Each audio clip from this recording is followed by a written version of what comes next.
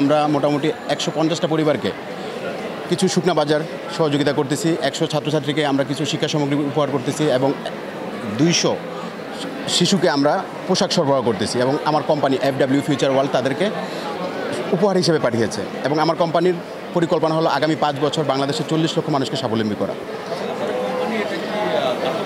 আমাদের কোম্পানি একটি দাতব্য সংস্থা, কোনো বাণিজ্যিক কোনো প্ল্যাটফর্ম নিয়ে এখানে আসেনি। কোম্পানিটি শুধু মানুষকে সহযোগিতা করা। বাংলাদেশ সরকারের সাথে ২০২৫ সালে একটি চুক্তি হয়, তো আমরা ওই চুক্তি অনুযায়ী এই কোম্পানি আমরা আজকে এখানে যে অনুষ্ঠানটা করতেছি কোম্পানির কোনো স্বার্থের জন্য এখানে আমাদেরকে পাঠাইছে শুধুমাত্র তাদেরকে সহযোগিতা করার জন্য এবং এই পরিকল্পনাটি ভবিষ্যতে আরও বড় হবে এবং স্বল্পমেয়াদী দীর্ঘমেয়াদী দুটো পরিকল্পনাই থাকবে ইনশাল্লাহ। আমরা ইতিমধ্যে ছোটো ছোটো অনেকগুলো কার্যক্রম করেছি, এই প্রথমবার আমরা বড় একটি কার্যক্রম শুরু করেছি। ভবিষ্যতে আমরা এইভাবে করে আরও বড় বড় কার্যক্রম করব এবং অসহায় মানুষের ধারে ধারে পৌঁছে যাব।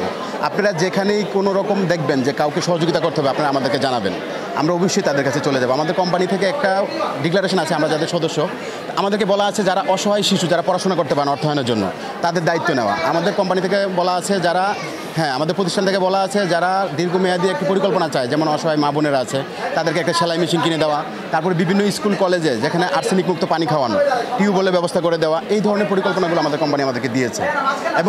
এবং অনেক মানুষ আছে যারা টাকার জন্য চিকিৎসা করাতে পারে না, তাদের পাশে দাঁড়ানো।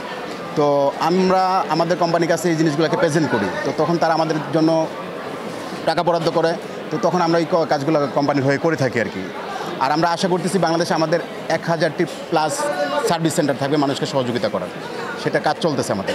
সাধারণ মানুষের জন্য মেসেজ হলো আপনারা স্বাবলম্বী হন এবং আমরা আপনাদের সহযোগিতা করব, আপনারা আমাদের পাশে দাঁড়ান, আমরা আপনাদের পাশে দাঁড়াবো।